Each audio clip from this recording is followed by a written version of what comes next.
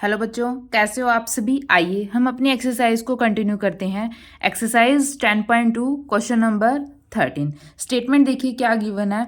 Prove that the opposite side of quadrilateral circumscribing a circle subtends supplementary angle at the centre of circle. सबसे पहले देखिए supplementary angle क्या होता है। जिन दो एंगल का अपोजिट एंगल का सम 180 डिग्री हो उनको बोलते हैं सप्लीमेंट्री एंगल।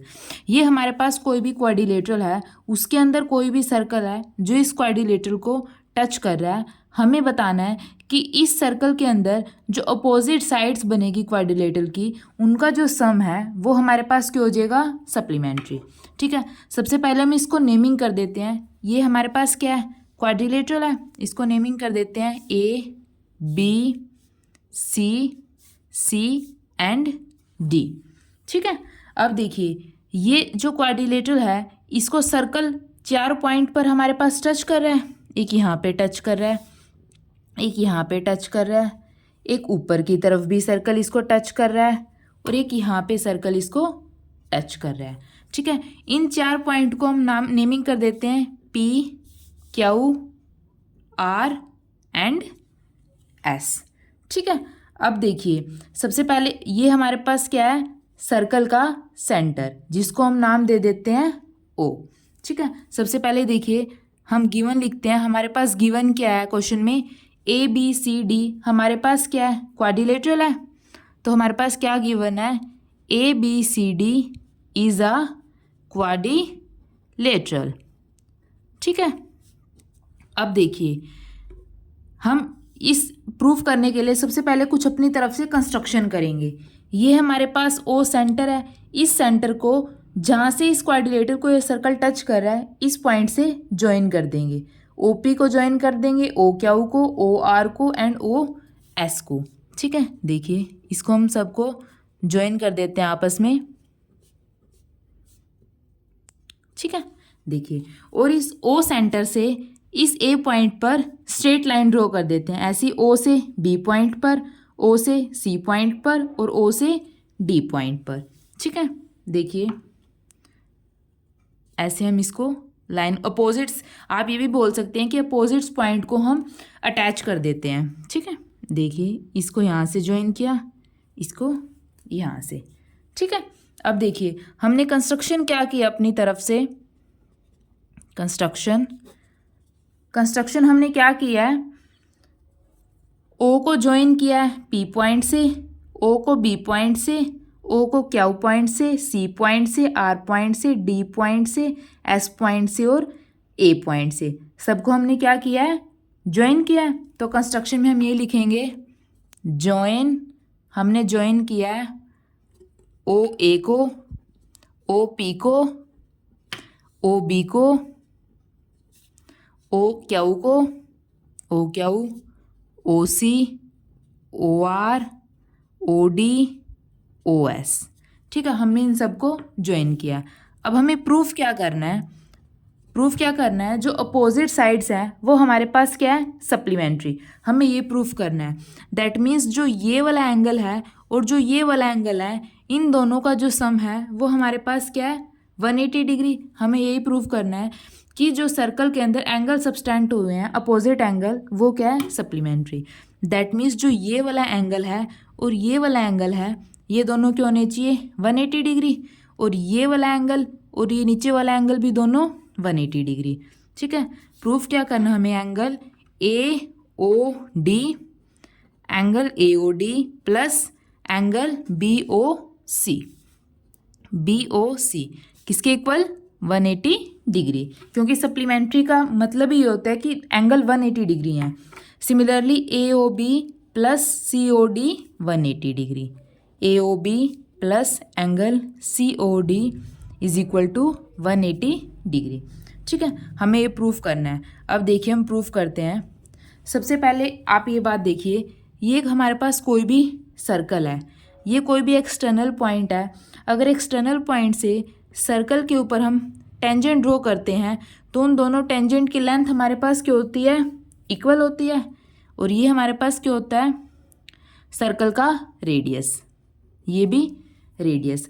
अब देखिए जब ये टेंजेंट सर्कल के रेडियस के साथ एंगल फॉर्म करती है, हमने थ्योरम 10.2 में पढ़ा था, वो क्या होता है 90 डिग्री। तो ये दोनों एंगल हमारे पास क्या है, इक्वल हैं। ये लाइन दोनों एंगल के बीच में क्या है, कॉमन है। तो साइड एंगल साइड प्रॉपर्टी से जो ये वाला एंगल है ये किसके इक्वल हो जाएगा, इस वाले एंगल के इक्वल हो जाएगा। ठीक है, देखिए we know that tangents from external point, tangents from external point are of equal length. ठीक है, इनकी लेंथ हमारे पास क्या होती है, इक्वल, और एंगल भी हमारे पास क्या होते हैं, इक्वल होते हैं सेंटर के ऊपर। And having equal angle formed at centre. ठीक है, सेंटर के ऊपर एंगल हमारे पास इक्वल होते हैं। सबसे पहले अब हम नेमिंग कर देते हैं। देखिए इस एंगल को हम क्या नाम दे देते हैं, एंगल 1। आप अपनी मर्जी से कुछ भी नेमिंग कर सकते हैं। ये हमने मान लिया एंगल 1, तो ये वाला एंगल 2, ये एंगल 3, ये वाला एंगल 4, 5, ये 6, ये 7 और ये 8। ठीक है, हमने इसको नेमिंग कर दिया।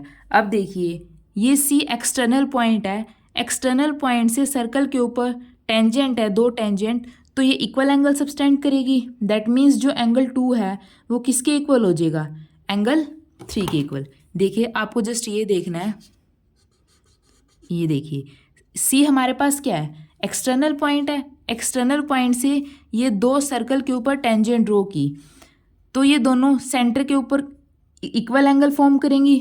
ठीक है, तो एंगल 2 हमारे पास किसके इक्वल हो जाएगा, एंगल 3 के इक्वल। देखिए जो एंगल 2 है वो किसके इक्वल हो जाएगा, एंगल 3 के इक्वल। तो हम यहाँ पे लिख सकते हैं angle 2 is equal to angle 3। अब देखिए यहाँ पे भी एक्सटर्नल पॉइंट है, एक्सटर्नल पॉइंट से सर्कल के ऊपर दो टेंजेंट ड्रॉ कीगी, तो दोनों हमारे पास क्या हो जाएगी, सेंटर के ऊपर इक्वल एंगल फॉर्म करेंगी। तो एंगल 4 किसके इक्वल हो जाएगा, angle 5। Angle 4 is equal to angle 5। अब यहाँ से ए पॉइंट से एक्सटर्नल पॉइंट से दो टेंजेंट ड्रॉ कीगी, तो एंगल 6 हमारे पास किसके इक्वल हो जाएगा, एंगल 7। और एंगल 8 हमारे पास किसके इक्वल हो जाएगा, angle 1। Angle 8 is equal to angle 1। अब देखिए ये सेंटर के ऊपर पूरा एंगल कितना बनता है, 360 डिग्री का होता है। ठीक है, देखिए वी नो